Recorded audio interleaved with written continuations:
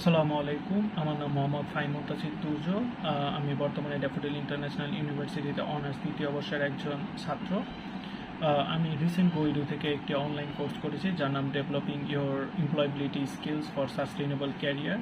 এই কোর্সটির মাধ্যমে আমি আমার অনেক অজানা কিছু বিষয় জানতে পেরেছি, যেভাবে আমরা কিভাবে একটি জবের জন্য অ্যাপ্লাই করব, কিভাবে আমরা একটি ইন্টারভিউর জন্য প্রিপারেশন নিব, কিভাবে আমরা আমাদের পার্সোনালিটিকে ব্র্যান্ডিং করব, কিভাবে আমরা একটি স্মার্ট ওয়ার্কিং করতে পারি। এরকম আমরা অনেক বিষয়কে জানতে পারি এবং আমি সেই বিষয় নিয়ে আজকে কথা বলবো।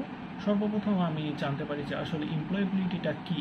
আমাদের এমপ্লয়েবিলিটি সম্পর্কে সবার একটা ছোটোখাটো ধারণা থাকে, কিন্তু এমপ্লয়েবিলিটির একটি ক্লিয়ার ধারণা আমি এখান থেকে পাই যে একটি কাজ কারো থেকে নিয়ে তার সঠিক সময়ের মধ্যে সুষ্ঠুভাবে শেষ করে কাজটিকে জমা দেওয়ার নামই হলো যে এমপ্লয়েবিলিটি।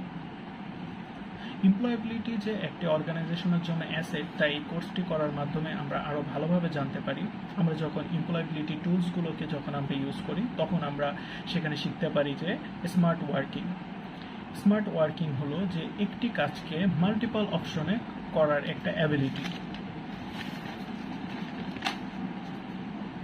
আমরা যখন স্মার্ট ওয়ার্ক করব, তখন আমরা প্রোঅ্যাক্টিভ এবং ভিশনারি হতে পারি।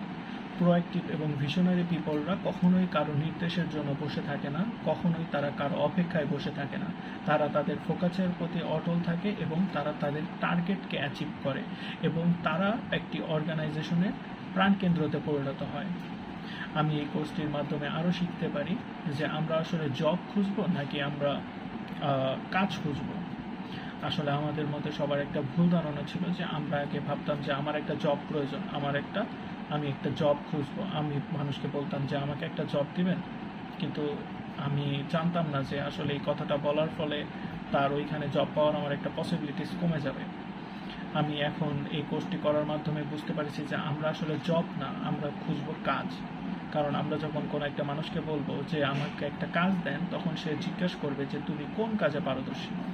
যখন সে জিজ্ঞেস করবে, তখন আমি আমার হার্ড স্কিলগুলোকে আমি তাকে বলতে পারবো। আর হার্ড স্কিল হচ্ছে এমন একটা স্কিল যে স্কিলসগুলোকে সে ইনস্ট্যান্ট সেখানে মেজার করতে পারে।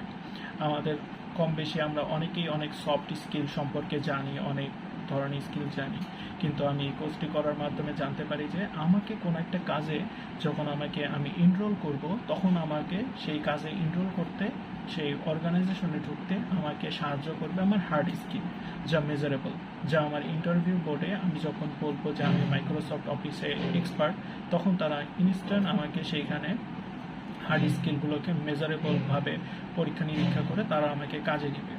যখন আমি আমার হার্ড স্কিলগুলো এবং সফট স্কিলসগুলো, যেমন আমি কমিউনিকেশনে ভালো, আমি প্রেজেন্টেশনে ভালো, আমি একজন গুড লিডার, এইসব স্কিলস যখন আমি তার সাথে আমার হার্ড স্কিলের সাথে মিলে যখন আমি আমার ইন্টারভিউ বোর্ডে বসবো, তখন আমার অন্যদের থেকে আমার ইন্টারভিউ বোর্ডে সিলেক্ট হওয়ার সম্ভাবনাটা অনেক বেশি বাড়বে।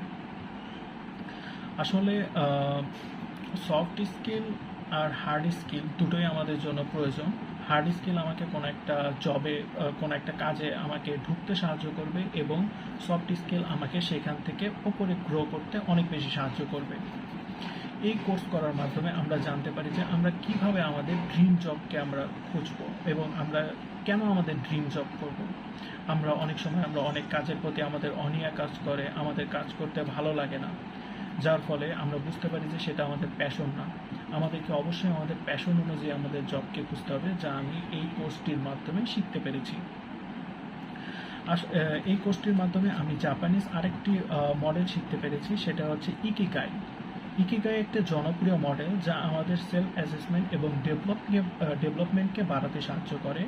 আমরা কি করতে ভালোবাসি, আমি কোন কাজটাতে ভালো, আমি যে কাজটা করতে ভালোবাসি এবং সেই কাজটি থেকে আমি যে কাজটি ভালো, সেই কাজ করে আমি সেখান থেকে কোনো উপার্জন করতে পারবো কিনা এবং তা থেকে সমাজের কোনো ভালো হবে কিনা, এইসব বিষয় যখন একসাথে রিলেট করতে পারবো, তখনই আমার সেটা একটা ড্রিম জবে পরিণত হবে।